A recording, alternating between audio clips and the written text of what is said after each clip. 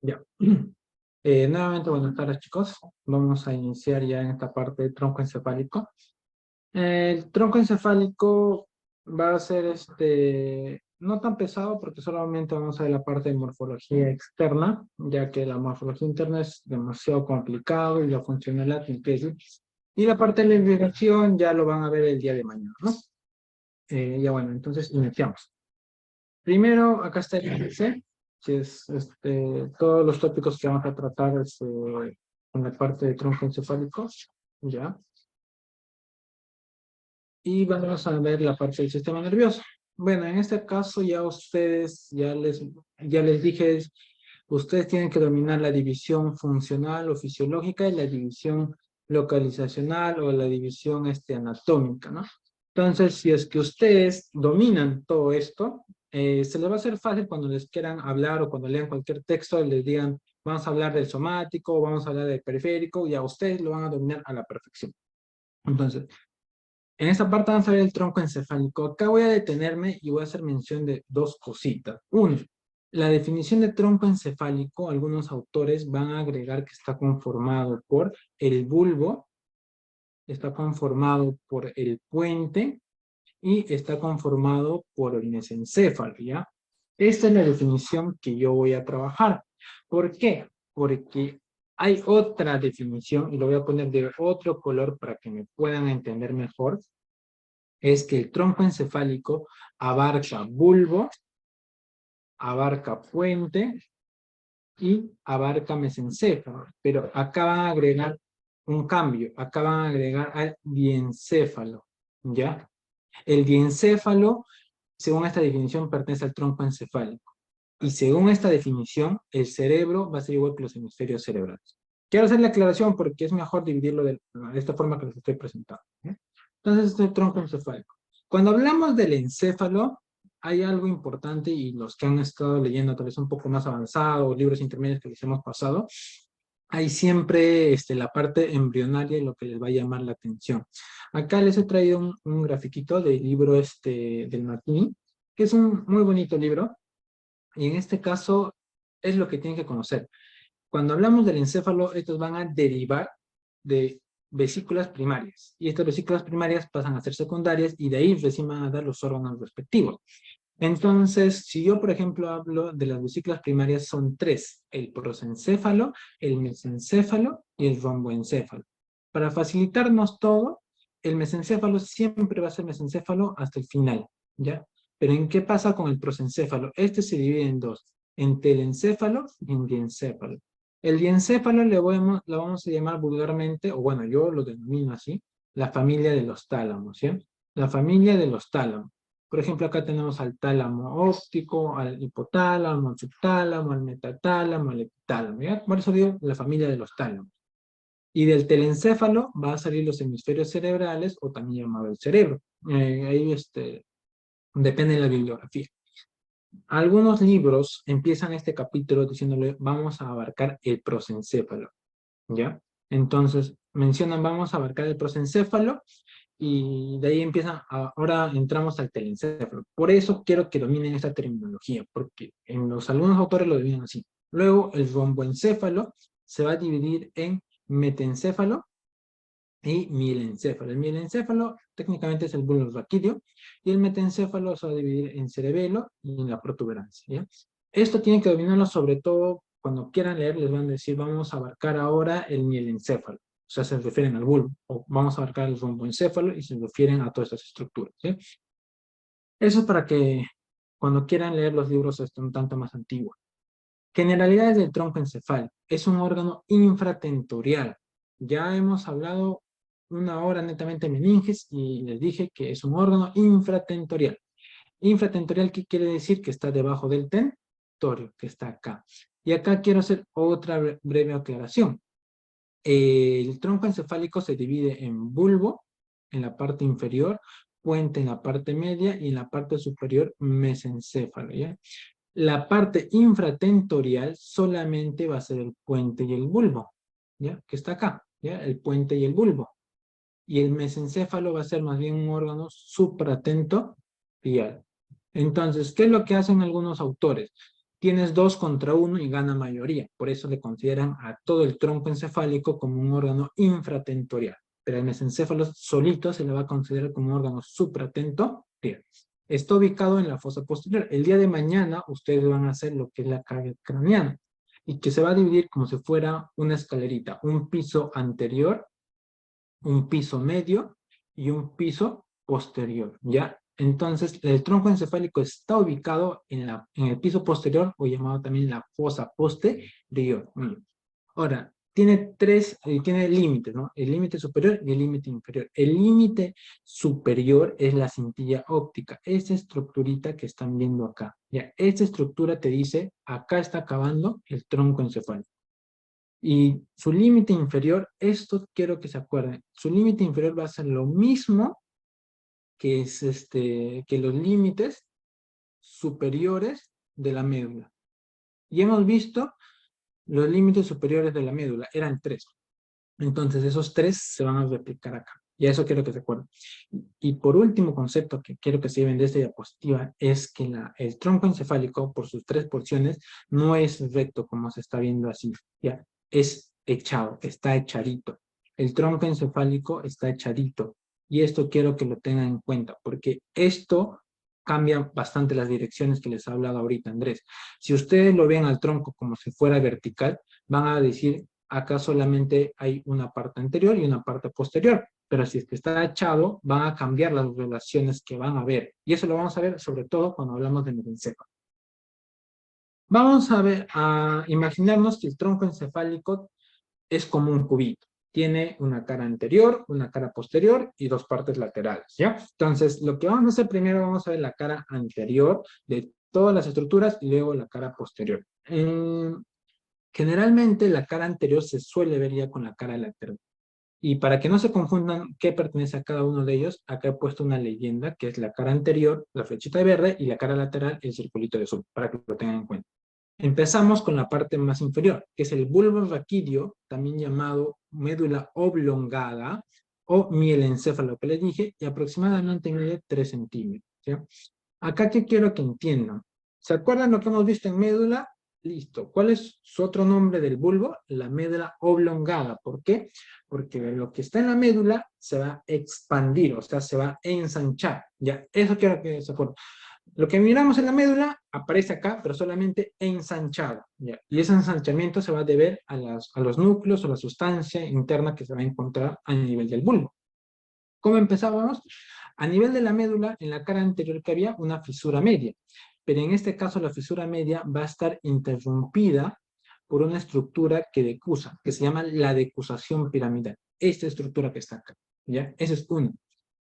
Esta fisura media se va a ir hasta la parte superior del bulbo y va a terminar en el surco bulbo-puntino, que lo vamos a hacer en la siguiente diapositiva, no se preocupen.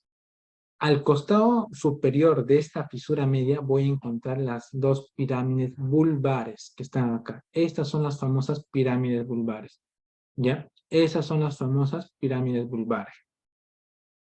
De ahí vamos a encontrar el otro surco. El surco que ya habíamos visto a nivel de la médula, que era el surco anterolateral, ¿no? Acá viene el surco anterolateral y después de este surco va a venir en la parte superior otra estructura que parece una oliva, se llama la oliva vulvar. También ya la oliva vulvar que va a tener sus dimensiones que están acá. Y después de ese surco anterolateral encontrábamos nosotros otro surco, se llamaba el surco posterolateral, ¿ya? Ese es el famoso surco posterolateral. Quiero que se acuerden de eso. Acá va a haber un concepto importante. Primero, esta es la oliva que acabamos de ver.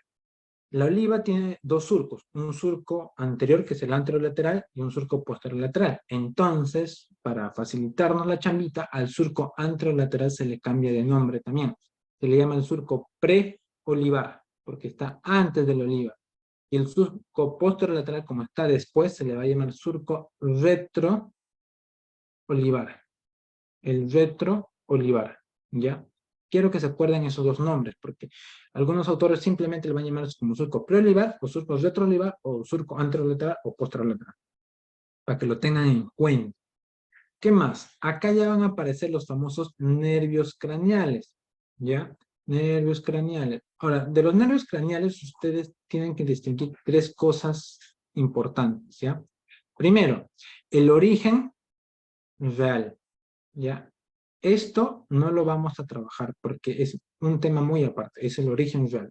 Luego está el origen aparente, ¿ya? El aparente o la emergencia en algunos casos. En este caso, el origen aparente es donde tú lo estás mirando. Yo, por ejemplo, veo ahorita el tronco que están saliendo de acá estos filetes. Entonces, este es el origen aparente porque yo lo estoy mirando. Y luego está el agujero de base de cráneo que lo está atravesando. Esto lo van a ver el día de mañana, que agujeros de base están siendo atravesados por los respectivos nervios. Del surco preolivar van a salir filetes nerviosos del 12º nervio craneal llamado el hipogloso, que está acá.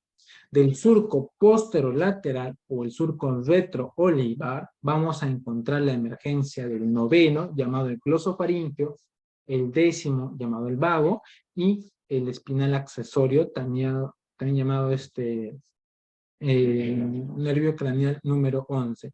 Y acá quiero detenerme un momentito, ¿ya? Este nervio este nervio craneal es importante. ¿Por qué? Porque tiene su origen a nivel de la médula. Y acá hay un concepto que quiero que entiendan claro. Si ustedes seguro se están preguntando acá, entonces, ¿cuál es la definición de nervio craneal? Yo pensé que era todo aquel nervio que nacía a nivel del encéfalo, pero me están diciendo que el nervio craneal número 11, el espinal accesorio, nace a nivel de la médula. Entonces, ¿cuál es la definición de nervio craneal? La definición de nervio craneal va a ser, vamos a colocarlo acá, definición de nervio craneal va a ser todo nervio que atraviesa un agujero de base de cráneo. De base de cráneo, ¿ya? Todo aquel nervio que atraviesa un agujero de base de cráneo. Incluso el espinal accesorio atraviesa dos, o sea, doble nervio para nervio craneal, ¿ya ves? Ahora, si ustedes ya les está gustando más la neuroanatomía y tocan libros mucho más antiguos, van a encontrar por ahí un concepto que se llama el tubérculo ceniciento de Rolando. Que es un núcleo que está casi a la superficie, y como está en la superficie se suele ver un tanto ceniciento, por eso viene ahí. Se suele ver más en los niños y se va a encontrar debajo de la oliva, ¿ya? Debajo de la oliva. Adicional a esto, hay unas fibras especiales que van pasando a través de la oliva o a través de los cordones, porque acuérdense que acá también vamos a encontrar los cordones que había en la médula, y se les van a llamar las fibras arciformes. Ahora, estas fibras arciformes en conjunto se le va a llamar el stratum zonale, ¿ya? Ese es en conjunto. Ya, eso para que lo tengan en cuenta. Esto es a nivel de la cara anterior del bulbo. Ahora nos vamos al surco bulboprotuberancial. En el surco bulboprotuberancial voy a encontrar el origen aparente del sexto nervio craneal, llamado el abducens, del séptimo, el facial intermedio, o el de Greifswald, y el octavo, o el vestíbulo coclear. Ya, esto es lo que ustedes deben saber sí o sí, porque más adelante yo voy a hacer una aclaración, ¿ya? Pero por el momento quiero que se acuerden eso. Luego vamos a pasar al puente llamado también protuberancia. ¿Qué es lo que va a tener? Primero va a tener el famoso surco basilar, que es una depresión central. Y si hay una depresión central, es porque si acá hay una depresión, es porque acá se está elevando. Ya estas elevaciones se les va a llamar como el rodete pontino o el rodete piramidal. ¿Ya? Acá están sus dimensiones aproximadamente.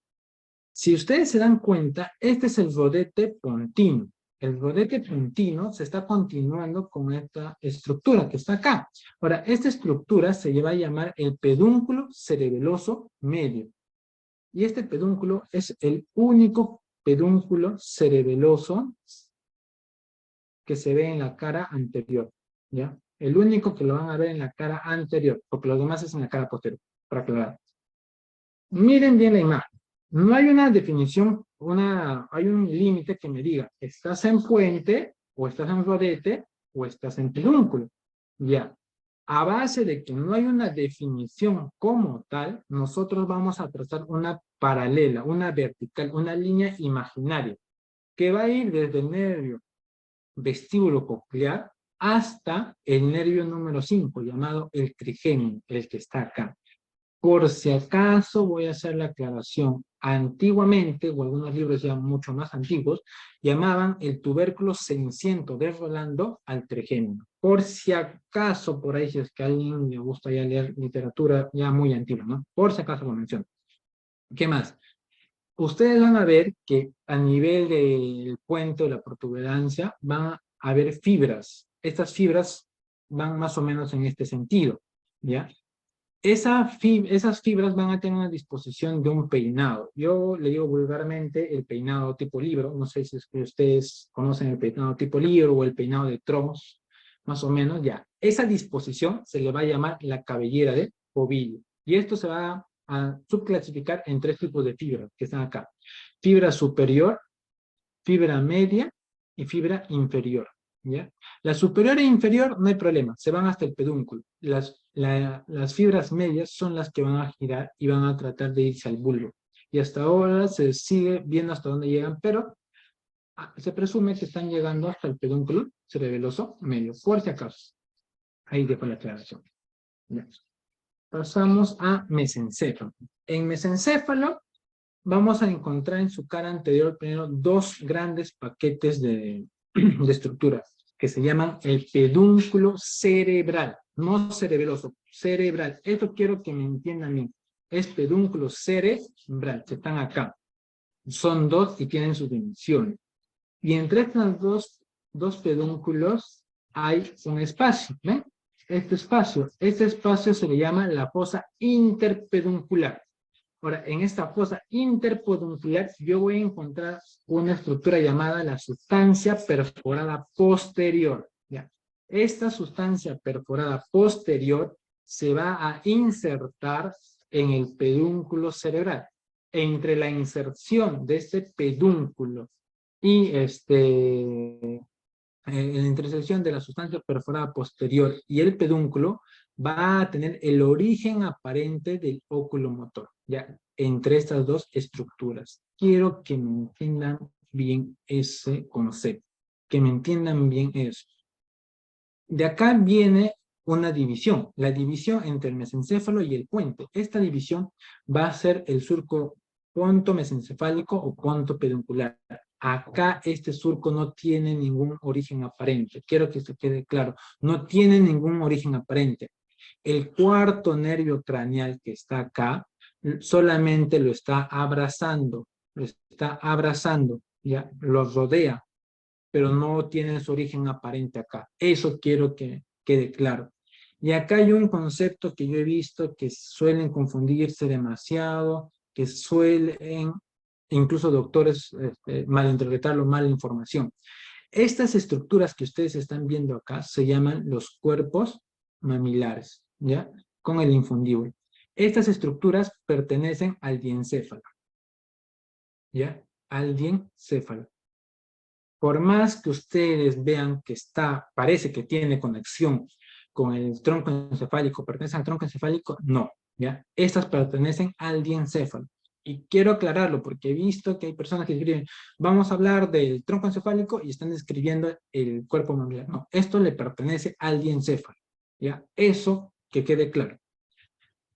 De acá vienen las aclaraciones. Esto ya solamente lo voy a dejar como una curiosidad y para que ustedes tengan lo mejor de nosotros, ¿ya? ¿Qué es lo que pasa? Ustedes están viendo acá el cuadrito, ¿ya? El origen aparente de los nervios craneales que ya hemos estado viendo, el 9, el 10, el 11, incluso hemos estado mirando del séptimo intermedio y del octavo. ¿Qué es lo que va a pasar?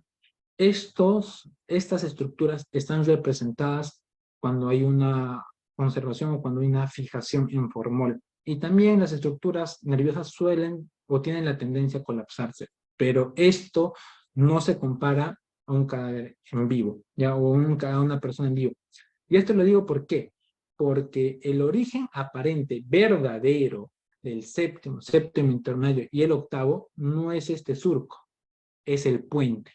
¿ya? Es el puente. Por si acaso lo digo, porque ahí tal vez una persona quiere averiguar o ha leído un poco más y va a decir que les estoy mintiendo. No, ¿ya? Esto quiero aclararlo y para que lo tengan ustedes. Va a depender mucho qué es lo que trabaja en sus universidades o con sus docentes, los dos conceptos. Y adicional a eso también hay el noveno y el décimo, no están naciendo del surco retrolivar, como les había mencionado, sino nacen de una área que llamada el área retrolivar, que está un poco detrás de ese surco. Esto quiero hacer la aclaración para que lo tengan en cuenta al momento de escribir o incluso ver las muestras, porque en una de nuestras muestras van a ver que esto, lo que les estoy mencionando, es verdad. No salen del surco, sino salen de las respectivas estructuras que están acá. Vamos a ver la cara posterior. La cara posterior, vamos a ver mesencéfalo, puente y bulbo, ¿ya? En ese orden. El mesencéfalo va a estar conformado por 4 tubérculos. El tubérculo o colículo superior y el tubérculo colículo inferior. Pero si se dan cuenta, acá dice anterior y posterior. ¿Qué es lo que ha pasado? Si tú ves al puente de esta forma, acá están los colículos y si vas a decir superior e inferior. Pero ¿qué les dije? Así no está el puente. El puente, ¿cómo está? Está inclinado, ¿ya? Entonces, el tubérculo que estaba superior se ha pasado a anterior y el posterior, el inferior, se ha pasado hacia la parte posterior. Por eso también cambian sus nombres. O sea, el colículo superior también se le va a llamar colículo anterior. Acá hay un nombre antiguo que siempre se mencionaba, que es nastis y testis, ¿ya? Al anterior, también se le va a llamar nastis, y testis, ¿ya? Testis, ¿ya? Esto, ¿qué es lo que pasa? Hay una imagen griega, no sé si ustedes lo han podido verificar, en el cual están los testículos y las nalgas de una persona. En este caso, las nalgas están un poco más arriba y los testículos más descendidos. Entonces, como se ve primero las nalgas, se le llama natis, y abajo se ve los testículos, testis, ¿ya? Para que lo tengan en cuenta. Ahora, estos 4 tubérculos van a estar pegados en una placa, que se le va a llamar la famosa placa cuadrigémina.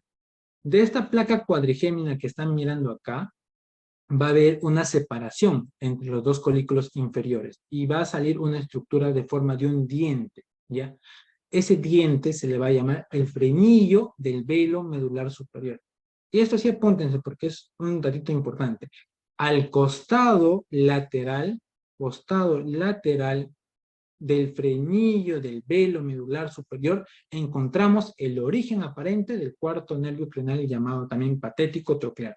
Este es el que estaba abrazando al surco ponto mesencefálico, ¿se acuerdan? Ya, este tiene su origen en la parte posterior y es el único que tiene el origen aparente en la parte posterior. Eso quiero que se acuerden, ya en la parte posterior. Luego viene el puente o protuberancia. En este caso, miren acá. Voy a sacar el cerebelo un momentito y me está quedando una zona que tiene forma de un rombo, ¿ya? A este rombo lo voy a dividir en dos. Triángulo superior o triángulo pontino y este triángulo inferior o triángulo vulvar. Quiero que me entiendan esto. El puente lo voy a describir en la siguiente diapositiva como el triángulo pontino del cuarto ventrículo, porque esta estructura es el cuarto ventrículo. Y la médula oblongada, o el bulbo raquídeo, se divide en dos, ¿ya? Un medio superior que le pertenece al triángulo que está acá, que se le va a llamar triángulo vulvar del cuarto ventrículo, y un medio inferior que está libre. Y ahora, esto se va a parecer bastante a lo que era la médula. En la médula, ¿qué encontrábamos? Un surco medio posterior, pero también a niveles cervicales, ¿qué encontrábamos? Un surco intermedio. ¿Ya ves? Acá está, aparecieron el surco medio posterior y el surco intermedio. ¿Qué me delimitaban todas estas estructuras? Un cordón o funículo. El cordón gracil y el cordón cuneiforme, ¿verdad? Este era Gold y este era Burdach. Eso era lo que se acuerdan. Pero a medida que van llegando a nivel de bulbo, estos van a tener un ensanchamiento y se les va a conocer como tubérculos, porque ya tienen un ensanchamiento. Se le va a llamar como el tubérculo de Gold y tubérculo gracil, o tubérculo de Burdach y o de cuneiforme. ¿Ya? Ahí están los nombres también para que lo puedan ver. Voy a pasar al piso del cuarto ventrículo. Acá quiero que entiendan bien esto. Su otro nombre va a llamar la fosa romboidea. Voy a dibujar, muy grotesco nomás, una médula, perdón, un tronco encefálico. Acá está el cerebelo y acá viene, ¿no? Entonces, acá viene el cerebelo. ¿Qué es lo que va a pasar? Acá en la parte posterior vamos a encontrar un espacio. Ya, ese espacio se le va a llamar el cuarto ventrículo. Este cuarto ventrículo va a tener dos caras. Una cara que va a ser el piso, que vamos a poder visualizar acá. Este va a ser el piso y este va a ser el techo. El techo lo vamos a describir cuando hablemos de cerebelo en la próxima diapositiva que vamos a hablar. Y acá vamos a describir lo que es el piso, ¿ya? Cuando yo quito al cerebelo, me va a quedar esta estructura. Y acá quiero hacer bien la aclaración. Sé que muchos les gusta estudiar tal vez con el libro Netter, e incluso nosotros le hemos compartido el libro Netter, pero tiene ciertas imágenes malas, y una de las imágenes malas es el piso del cuarto ventrículo. Esta imagen que están mirando acá no es el verdadero piso del cuarto ventrículo, es esta imagen. Así lo van a encontrar en los cadáveres que están sacando, y así lo tienen que describir, ¿ya? Primero, es una fosa romboidea, como le dije, tiene dos vértices, superior e inferior, y los vértices laterales. Muy bien. Tenemos que encontrar los surcos. Un surco medio, que está acá, este es el surco medio, y un surco limitante. Muy bien. Esos son los dos verticales. Luego yo voy a dividir por la mitad o por los ángulos laterales por medio de las estrías medulares, o también llamadas las estrías acústicas, ¿ya? Las acústicas, por si acaso, por ahí les menciono. Esto me va a dividir en dos, en un triángulo pontino superior y un triángulo bulbar inferior. Al triángulo pontino lo voy a describir de la siguiente manera. En la base de las estrías medulares voy a encontrar al colículo facial, llamada también la eminencia teres. Acuérdense bien, eminencia teres. Y luego, esta eminencia teres va a tener una prolongación. Ya, esa prolongación se le va a llamar como la eminencia medial, con L. ¿Ya? Esta L define mucho. Llamada también funículo teres. ¿Por qué les digo que esa L define mucho? Nosotros hemos visto en la diapo de meninges que hay una serie de órganos llamados los órganos circunventriculares. ¿Ya? Uno de esos órganos se llama la eminencia media, o sea, sin la L. Una cosa es eminencia media y otra cosa es eminencia medial. Tienen que acordarse bien, la L va con el triángulo pontino, eminencia medial. Este concepto es el que yo manejo y el que maneja la mayoría de libros. Hay uno que otro libro que lo maneja diferente, la eminencia medial le da otro nombre y no los quiero confundir un poco más, ¿sí? Yo paso el surco limitante y voy a encontrar en la parte superior que está acá, al locus ceruleus. Ahí voy a encontrar el locus ceruleus. Hasta ahí quiero que me entiendan, ¿ya? Me voy a pasar un momentito al triángulo vulvar. El triángulo vulvar voy a encontrar la zona que está entre el surco medio y el limitante, esta zona, voy a encontrar una forma de una ala, ¿ya? Y es una zona blanca. Se le va a llamar el trígono del hipogloso, también llamada ala blanca interna, porque tiene forma de un ala. Yo paso el ala blanca interna, voy a encontrar al surco limitante y voy a encontrar una forma de otra ala, pero ya es más oscura, que se va a llamar el trígono del vago o ala gris. Eso hasta ahí se asemeja bastante a lo que sería el triángulo pontino, pero acá va a aparecer otra estructura más en el bulbo que se llama el cordón de separación. El cordón de separación me va a limitar dos áreas más importantes. Acá en la parte externa yo voy a dividirlo. Una zona que está en la parte inferior y medial llamada el área postrema. ¿Se acuerdan que les dije el área postrema era el centro del vómito? Ya, acá se encuentra. Este es el centro del vómito. Y en la parte superior al área postrema, toda esta zona que está acá, la voy a conocer como el área vulvar. Ya, toda esta zona, voy a dibujarlo acá, toda esta zona se le va a conocer como el área vulvar. Y miren bien, las estrías medulares me la están dividiendo en dos zonas. Una zona que sería el área vestibular pontina y otra zona llamada el área vestibular vulvar. ¿Ya? Eso quiero que se acuerden. ¿Por qué? Porque el área vestibular tiene la pontina y la vulvar, pero la vulvar tiene forma de una ala. Si hay una ala blanca interna, a la vulvar, ¿cómo la voy a llamar? Ala blanca externa.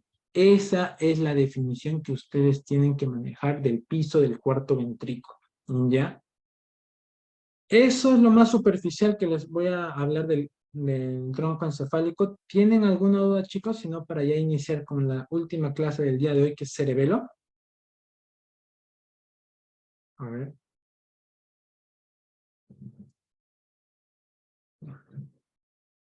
Ya. Entonces, sí. Igual, al final, vamos a ya. A ver. Ah, ya. La última parte. Espérate. Un momentito. A ver. Ya. Ahorita lo comparto, ya. La última parte.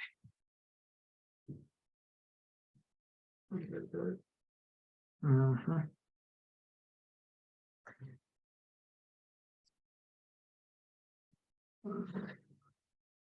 Ajá. Ya. Te refieres al área vestibular, lo que estaba hablando, ¿verdad? Acá lo que les quería mencionar, a ver, ya,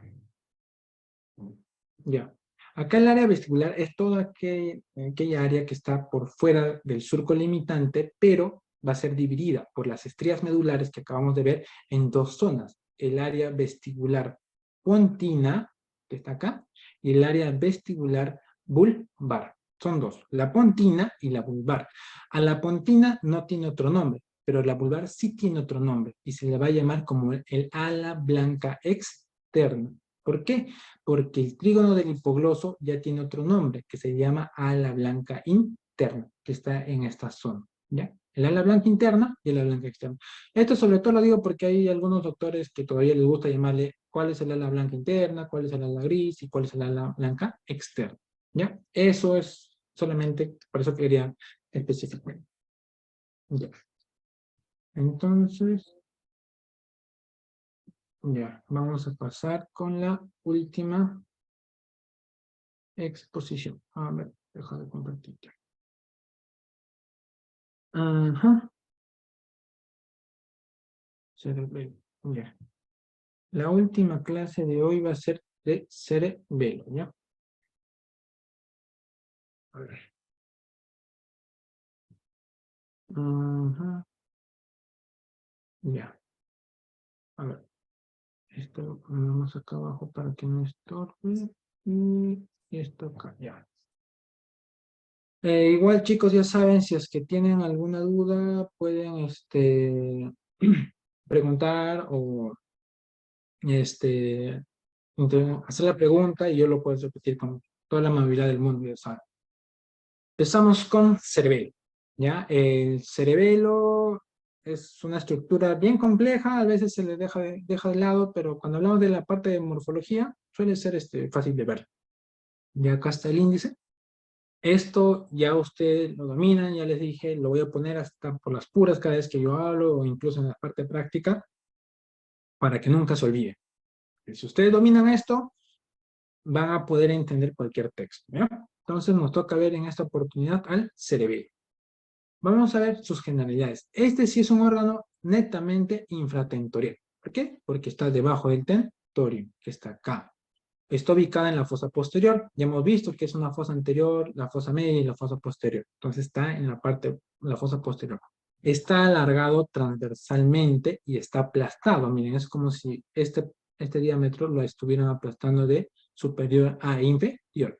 Y va a tener tres caras. Una cara anterior, una cara superior, que es esta cara de acá superior, y una cara inferior. ¿Ya? Eso quiero que se acuerden. Son tres caras. Sus dimensiones van a ser de ancho 10 centímetros, de alto 5 y de diámetro anteroposterior 6 centímetros. Ya se están haciendo más familiares con los términos anterior, superior, transversal. Ya Andrés les ha hecho una clase, entonces esa parte ya la vamos pasando. Ahora entramos a la morfología externa.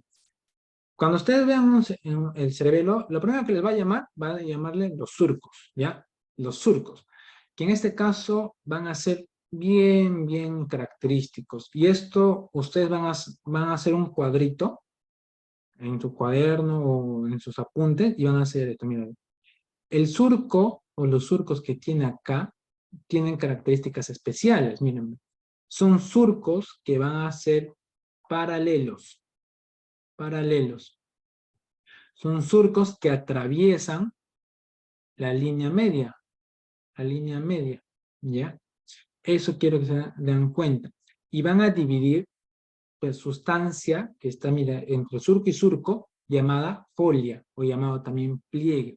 Esto pasa en el cerebelo, pero quiero hacer una acotación acá, que en el cerebro es diferente. Los surcos en el cerebro son desordenados, no atraviesan la línea media y dividen en giros o circunvoluciones. Esto lo van a ampliar un poco más mañana, pero tienen que diferenciar bien. Hagan un cuadrito. ¿Cómo son los surcos en el cerebelo y cómo son los surcos a nivel del cerebro? Ya, esa definición es importante porque se suele hacer bastantes preguntas a ver, se suele hacer bastantes preguntas, ¿ya? De acá de los surcos. Ahora, estos surcos se van a dividir como surcos primarios y surcos secundarios. Los surcos primarios van a tener una tendencia a llegar más profundo. En este caso, los principales, ¿cuáles son? La fisura horizontal o intracrural de Big Dacier, que es este surco que se encuentra acá. Este me va a dividir en dos localizaciones específicas, en un cerebelo superior y en un cerebelo inferior, ¿ya? Eso es. Luego viene la fisura primaria o prima o preclival, que se encuentra en esta zona que se está viendo acá, en esta zona, y me va a dividir dos áreas importantes, al lóbulo anterior del lóbulo posterior. Esa se va a encargar la fisura primaria. Divide lóbulo anterior del lóbulo posterior. Y la fisura posterolateral, que en este caso no se logra visualizar bien porque está echadito, como se ve acá, ¿ya? En este caso, la fisura posterolateral va a dividir al lóbulo posterior del lóbulo flóculo nodular, ¿ya? Flóculo nodular. Entonces, para eso sirven estos surcos que estoy mencionando acá. ¿Qué más? Voy a mencionar también acá en la parte, en la cara superior, yo voy a ver en la línea media una estructura saliente, como si fuera un gusanito, ¿ya? Esa se le va a llamar el vérmix, ¿ya? Se le va a llamar el vérmix, y esa está en la zona media. ¿Qué más? En la parte de los bordes, las caras, vamos a llamar el borde circunferencial. ¿Qué es esto? El borde circunferencial es un borde que va a unir la fisura primaria y la fisura posterolateral y me va a dividir en las caras que estamos viendo, ¿ya? Eso quiero que me entiendan. Después yo les voy a mencionar acá la vallécula, en la cara inferior. Esta cara inferior que están viendo acá se le va a denominar la escotadura, ¿ya? La escotadura cerebelosa.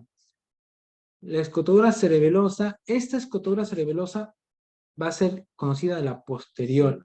Y acá quiero hacer una aclaración muy, muy importante, porque depende de la bibliografía. La vallécula se le puede llamar escotadura cerebelosa posterior o también escotadura cerebelosa media. Va a depender mucho de los libros. Los libros antiguos mencionan que la escotadura cerebelosa se divide anterior, medio y posterior. Y los más modernos la dividen como anterior y posterior, y la posterior la consideran la vallécula. Yo en lo personal lo considero como la escotadura cerebelosa posterior, ¿ya? Eso quiero hacer la aclaración. En la cara anterior yo voy a ver al velo medular superior e inferior y también a la amígdala. Esos dos conceptos de acá lo voy a ver en el techo del cuarto ventrículo, ¿ya? Que lo que hemos estado hablando, ahorita los voy a mencionar.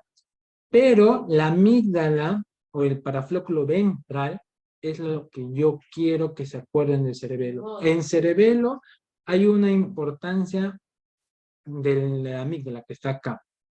Esta estructura de acá es la amígdala. La amígdala es la estructura más sobresaliente, más vistosa que van a ver a nivel del cerebelo. ¿Por qué? Porque esta estructura, al estar el cerebelo bien bonito, bien conformado, va a salir como si fuera un chinchón o una estructura sobresaliente, como dice su nombre, ¿ya? ¿Qué es lo que va a pasar?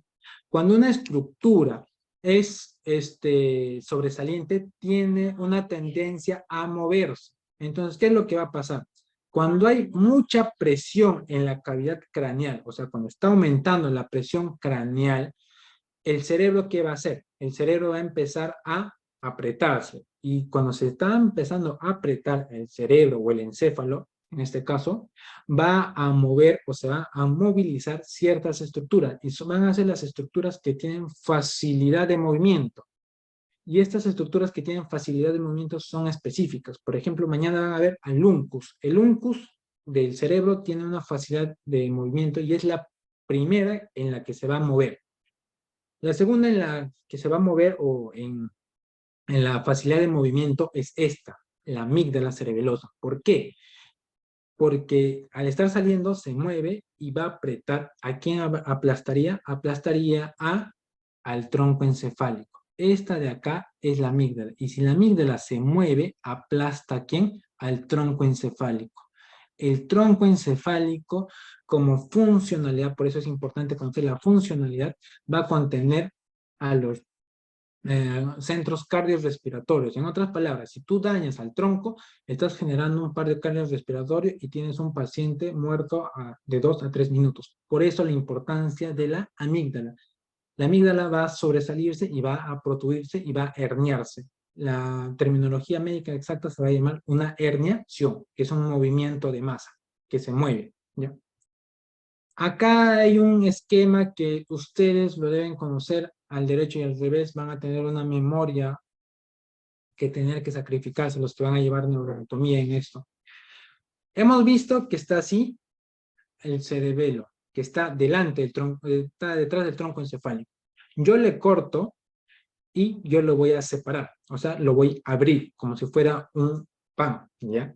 Y esto me va a dejar dos zonas. Una zona central, que es del vérmix, ¿se acuerdan? Del vérmix, ¿ya? Y una zona lateral, que viene de ser de los hemisferios cerebelosos, ¿ya? Eso quiero que me entiendan. Hay hemisferios cerebelosos a cada lado y hay el vérmix en la parte central. ¿Por qué hago mención de esto? Porque el vérmix va a estar dividido, miren, va a estar dividido por los surcos. Estos surcos lo están dividiendo al vérmix. Y este pedacito de vérmix que están teniendo va a tener a su costado un pedazo del hemisferio. O sea, si yo divido al vérmix en esta zona, voy a ver que se va a continuar a los costados con el hemisferio cerebeloso. Y a esto se le va a llamar la correspondencia. Correspondencia cerebelosa. Esto quiero que me entiendan. La correspondencia cerebelosa tiene que ver entre el vérmix y el hemisferio cerebeloso. Y hay un famoso esquema llamado el esquema de Larcey. Ya, el esquema de Larcey te lo va a agrupar de forma sencilla. Al centro, el vérmix, y a los costados, los hemisferios cerebrales. Las porciones del vérmix son língula, lóbulo central, culmen, declive, folium, tuber, pirámide, úvula y nódulo. ¿Qué cosas son estas estructuras que estoy hablando? Son cada ramita que están viendo acá. Estas ramitas tienen esos nombres. Se le va a conocer como língula, lóbulo central, culmen, declive, folium, nódulo, pirámide. Ya, todo esto son estas ramitas que están viendo acá. Ahora, estas ramitas van a tener un nombre. Por ejemplo, el de la língula no tiene ninguno. Esto voy a hacer la aclaración en un momento. El del lóbulo central sí tiene, llamada el ala del lóbulo central, o el ala del lobulillo central. El culmen se va a continuar con el cuadrilátero anterior o el cuadrangular. Y de cierta manera va a continuarse así, ¿ya? Esto me va a ayudar a ver quiénes pertenecen a qué lóbulo. Por ejemplo, el lóbulo anterior, ¿se acuerdan que acá iba el surco primario? Ya, acá está. Vas a tener al culmen, lóbulo y la língula y sus correspondientes. Y el lóbulo flóculo nodular, con el surco posterolateral, que está acá, va a dividir al nódulo del flóculo. Por eso se llama lóbulo flóculo nodular. Muy bien, así quiero que me entiendan. Y acá está el lóbulo posterior, que está. Entonces, quiero que se acuerden bien esta correspondencia, que se la aprendan bien, porque esto vamos a ver en la parte práctica. Se va a ver cada ramita y cada correspondencia. Para eso ustedes deben conocer. Y acá viene algo importante. La língula en el ser humano, y lo vuelvo a aclarar, en el ser humano no tiene correspondencia.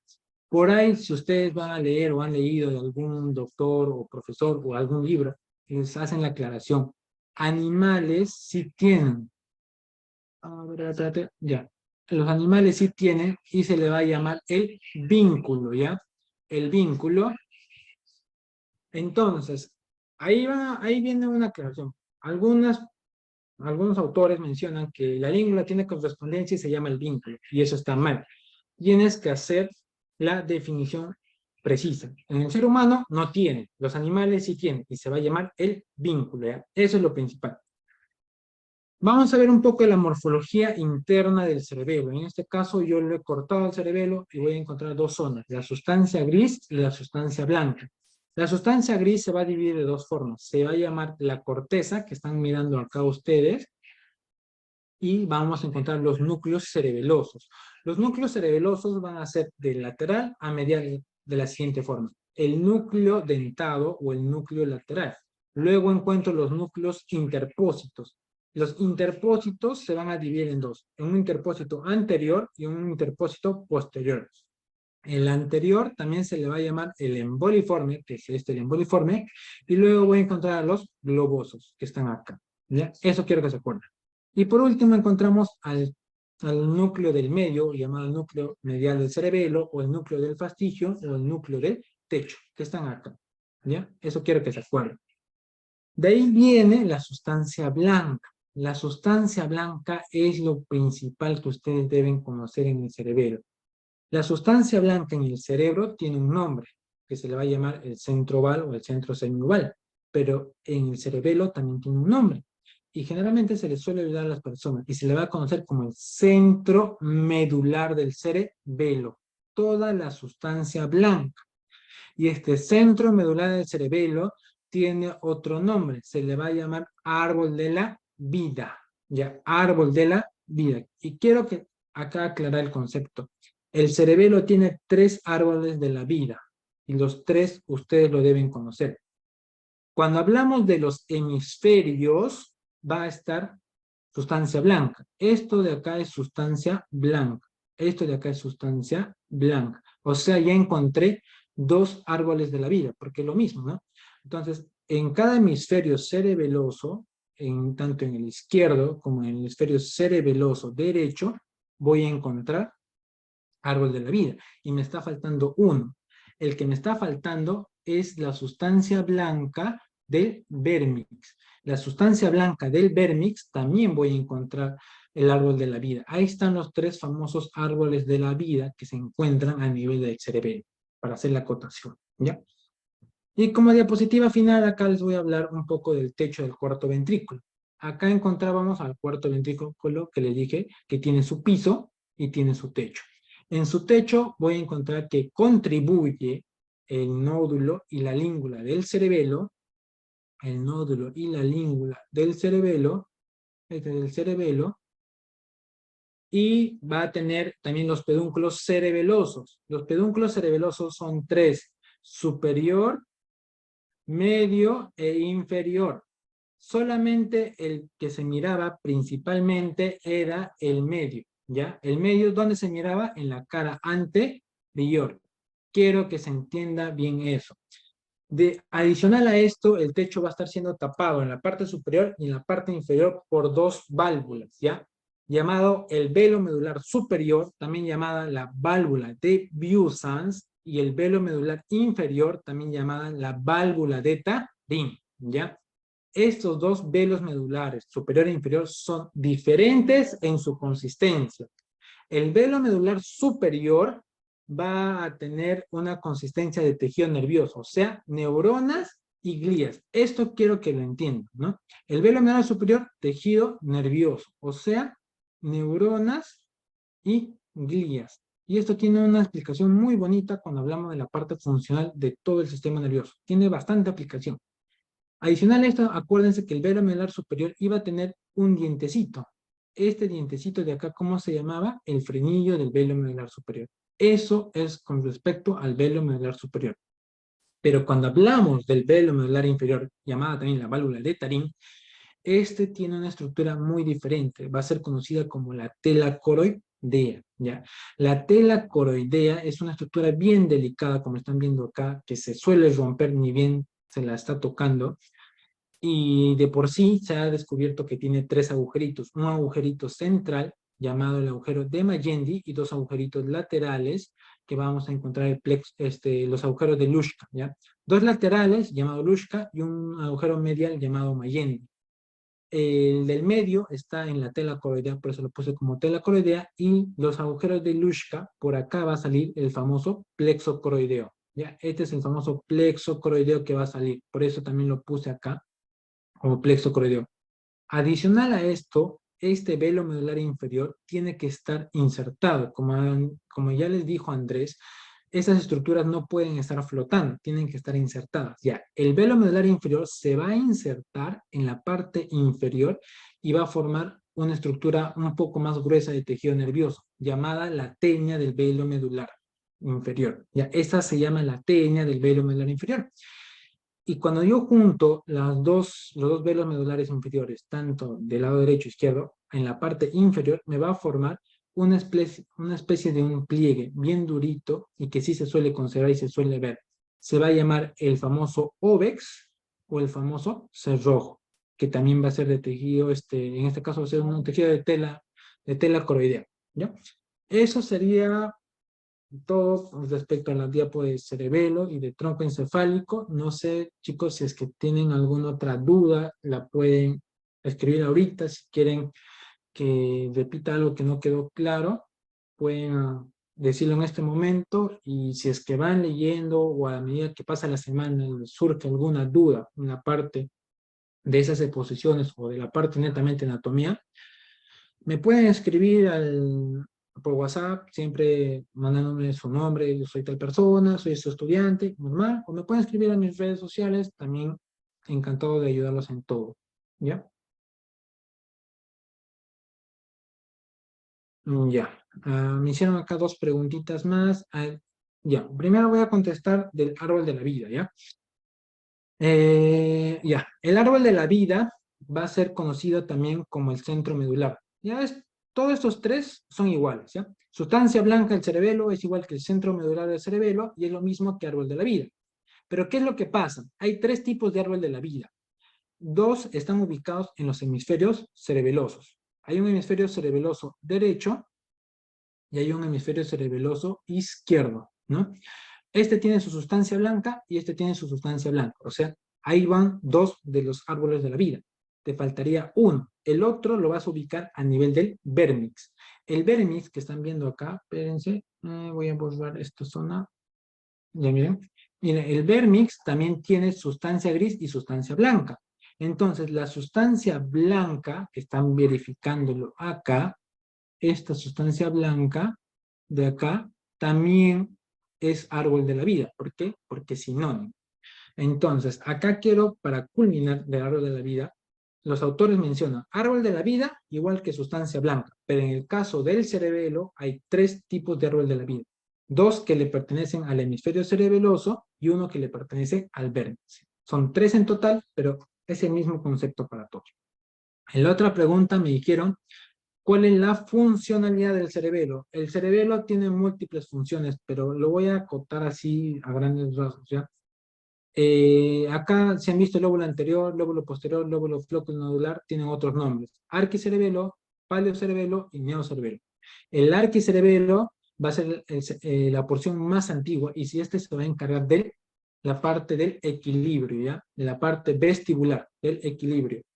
El lóbulo anterior se va a encargar del tono muscular, ¿ya? Este se encarga del tono muscular. Y el neocerebelo es el que está más desarrollado en las personas y este tiene una función importante, al menos a grandes rasgos, que se va a encargar de los movimientos finos, ¿ya? Los movimientos finos. Sin el cerebelo nosotros seríamos muy torpes. Sin el cerebelo nosotros no podríamos estar suturando, no podríamos estar escribiendo. Esos movimientos finos está encargando el neocerebelo, ¿ya? Esos serían a grandes rasgos más o menos para que lo puedan entender la funcionalidad del cerebelo. Oh, bien. Ya, entonces, ya, me preguntan cómo entra el Telegram. El Telegram, nos pueden escribir un mensaje al grupo a cualquiera de los administradores del grupo de WhatsApp. Nos dicen, todavía no se agrega al grupo de Telegram, recién me acabo de crear un Telegram o su problema, y les agregamos ahí al grupo de Telegram, ¿no? Recuerden que estos videos no van a subirse al Telegram, sino se van a subir al aula virtual en la cual ustedes van a estar. Pero también van a encontrar mucho material adicional en el caso del grupo de Telegram. No sé si tienen alguna otra duda. Si ya no tienen dudas, como les vuelvo a repetir, me pueden escribir con toda confianza. Mis redes sociales están ahí. También estoy en el grupo de WhatsApp, así que me lo pueden hacer llegar también por WhatsApp con toda confianza.